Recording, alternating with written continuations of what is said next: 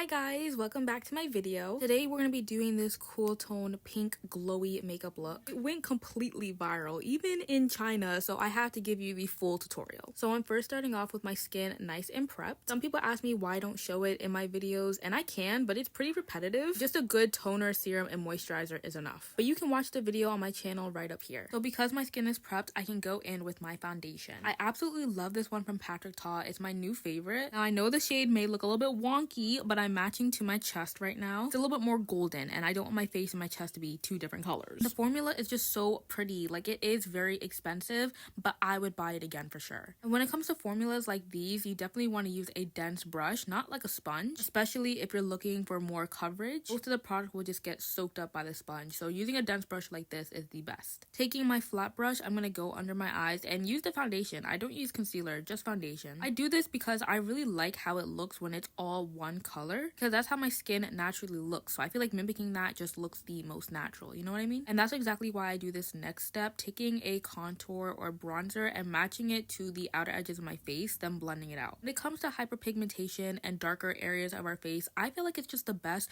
to match to it. Brown skin, we do have different shades of brown on our face. So just like I match my under eyes to my skin, I'm matching the edges of my face to my skin. I do the same with my forehead. I actually go in with more of a warmer color because it is a little bit more warmer, not as cool as my chin, and it blends out super easily, very soft, and it adds a little bit more dimension into the face too. So if you want your base to look super natural and really look like skin, definitely do this. Now you guys know how much I love my blush, so first we're starting off with this pale pinky purple color. This is a good pale blush that I would recommend for darker skin tones because it doesn't have that much of a white base compared to K-beauty blushes. You want to really focus on putting this directly under your eyes. My rule of thumb is nothing farther than my brow tail. Once you start going past there, it doesn't look like under eye blush, it just kind of looks like a bunch of blush on your face. So you want to make sure you are specific with it, and always make sure to blend out the edges. I do this with my foundation brush. It's very easy. You don't want there to be a big line of demarcation, so make sure to go over it. Now to really brighten up the under eyes, I'm going to go in with my palest blush, focusing this mostly in the inner corner of the blush, not exactly on top of where we put the original one. This blush is pretty potent, so you don't want to use too much. You also don't want it to like overtake the original blush. So make sure just to use a little bit at a time and always blend. Now the last cream blush we're going to use is a dark red pink kind of shade. This I'm focusing just on the outer corners of my under eye, again not going past my brow tail. This is where the colors are really going to mesh from the pale to the dark, and you're going to get that nice gradient. Now I am using a lot of blushes, but do you need all of them? No. You could get the same look with not all three of them, or even with no cream blushes. But using cream and liquid products then going over with powder helps a lot with longevity, so I always do recommend it. Just look how pretty and delicious my base looks. Like, this is what we want.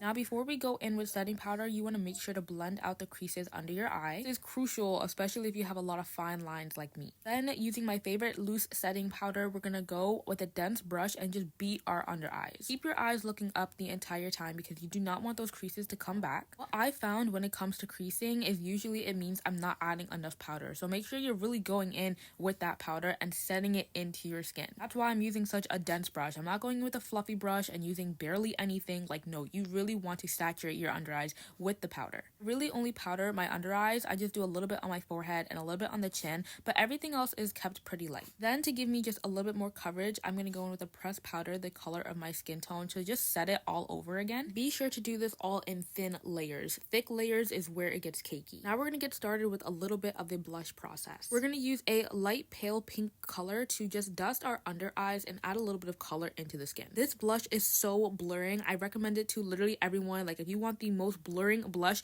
get this one. This is only going to be used as a base for a blush because we're going to come back later and we're really going to get into it. But for now, we'll leave it at this. Now I use a lot of different powders. So I'm going to go over with a setting mist just to make sure that it does not get cakey and it's going to melt all the powders into my skin. This could be a setting spray, a skincare mist, or even water. Then you're just going to lightly set it again to mattify and make sure everything's nice and in place. Did you think we were done with the powder? No, you can never have enough powder. Just like that was my most blurring blush, this is my most blurring powder. I'm just going to take a little bit, just a small amount, going over those areas that I usually have a lot of texture in, a lot of lines. And I'm just going to go over it very lightly. This powder is just a non-negotiable in my makeup process. Moving on to the brows, we're going to keep it pretty light. I normally always do. Using an eyeshadow that's a couple shades lighter than my natural brow hairs, I'm going to take an angled brush and fill them in very lightly, just following my natural brow shape. I'm really not super specific with it. I actually kind of am messy, but I feel like that kind of adds to the natural look. Our brows aren't perfect, so when you accentuate that and replicate it with makeup, I feel like it just looks really nice. I also like to use a brow pen to add to that effect as well by making little hair-like strokes. It's also the actual color of my brow hair, so it adds a little bit more darkness and definition. To get a good base for the eyeshadow, I'm just going to use the pressed powder that's the color of my skin tone on top of my eyelids. Never use foundation or concealer on my eyes, and I don't recommend it because crease city, so using a powder that's the color of your skin tone works just as good. The actual eyelid makeup is pretty simple. I'm going in with my favorite K-Beauty eyeshadow palette. It's a soft sheer pink, and we're just going to blend it out lightly on the eyes as a base. Don't think of it as a lot of pink, just think of it as like a tint of pink on the eyes. Make sure to do this underneath as well because this is the base for the Egg Yourself makeup. Going in with this darker brown shade that's only a couple shades darker than me, like it's literally only my contour bronzer shade. You do not want to go too dark. I'm gonna squint my eyes and draw along the line that I naturally see that comes from squinting. Make sure to really follow the natural line because you don't want to go too low. That'll give you that eye bag look. You're also gonna blend it out ever so slightly. Make sure you are not blending it out into oblivion. That's like one of the biggest mistakes I see. Yes, you don't want a super harsh line, but you also don't want to blend it out into absolutely nothing because then there's no line at all. Now you just have a dark brown under eye and it kind of ruined the whole effect. Now a crucial point in the Egg Yourself makeup, you're going to take that shade and run it through your lower lash line, not the waterline. I'm always going to say this because it can be confusing. You want to put in your lash line and not your waterline. This is what's going to make your Egg Yourself makeup look super 3D and it's going to give it that definition. Do not skip this step.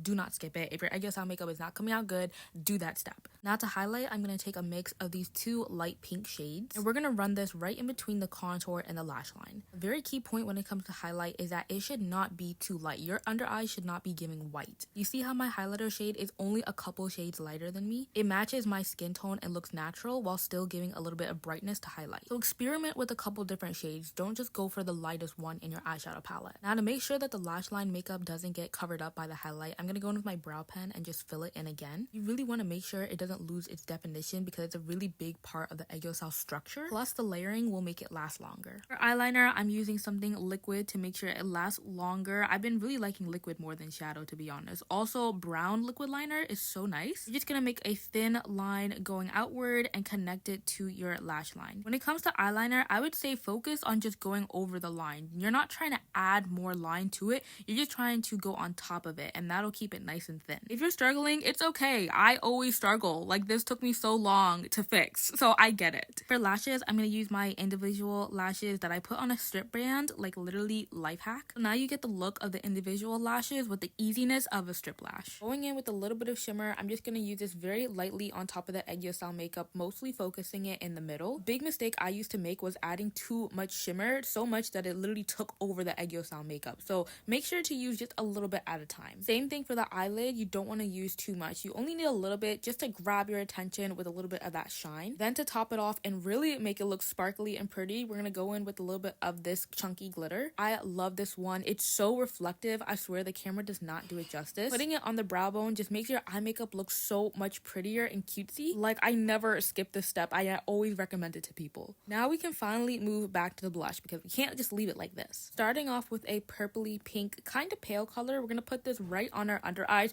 focusing it on the outer corner. It's just how I use that dark cream blush. I'm not going past my brow tail. A big thing when it comes to under eye blush is building up the intensity of the colors so it doesn't just look like a random splotch under your eye. Because I started off with that pale light blush, now I'm going in with a darker pink blush. So before I go in with a darker color, we already have a really nice blend. Now when I go in with a darker color that's a red, I always use red in my pink blush makeup looks. It's better than using just a dark pink. A red will really deepen it up. Now you have that really beautiful gradient and blend. Light pink to a darker pink to red, which just looks like a darker pink on the face because it's blended with all the pinks. And that's why I use multiple different blushes. Now back to the eye makeup, I'm using the tiniest bit of mascara on my lower lashes. I've decided that the tinier the lashes, the tinier the lower lashes to match. Then I'm going to add a little bit of that chunky glitter on the Egg Yourself makeup too. It just brings everything together and makes your eyes look so sparkly. One of my favorite steps is highlighter. I absolutely love this one shade. It's like this rosy, pinky, gold color. It's so beautiful. I'm just going to put a little bit in the inner corner and also on the tip of my nose and my nose bridge. On the face, I'm going to put it right on top of where I added that blush. You'll notice I never put highlighter like super high on my cheekbones. I put it where the blush is because we want it to match to the under eye blush. Very focused on the center of our face, so putting the highlighter closer to the center of your face will make it mesh really well.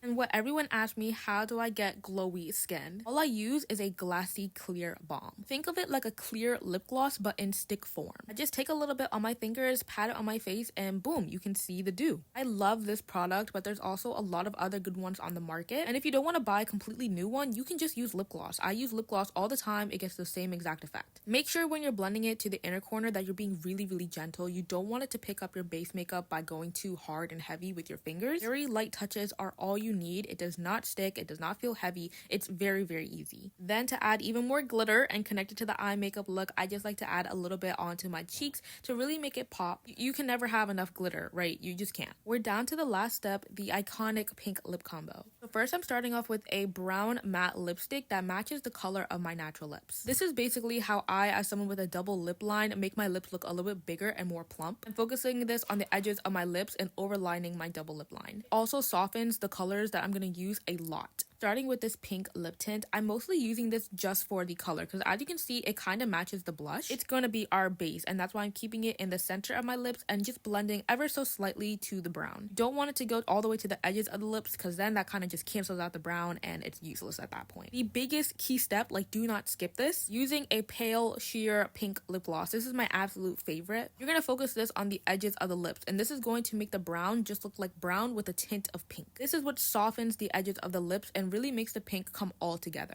And then lastly, just to make sure I don't lose any definition, I'm going in with a darker lip tint. You can also see it's a little bit more purple, and that's to match the blush a little bit more. And I'm focusing this on the center of my lips. Again, this is just to make sure my lips don't look so pale and flat. And that's how you do this makeup look. It comes out so cute. This has really been one of my go-to makeup looks because it's just so pretty. It's soft, it's glowy, it's gorgeous. Like, you're gonna look so yummy if you do this makeup look. It's also very long lasting. Here's how my makeup looks after around 8 hours. Plus, she is school air approved. I really hope this tutorial helped. Make sure to like and subscribe for more videos, and I'll see you guys next time. Bye!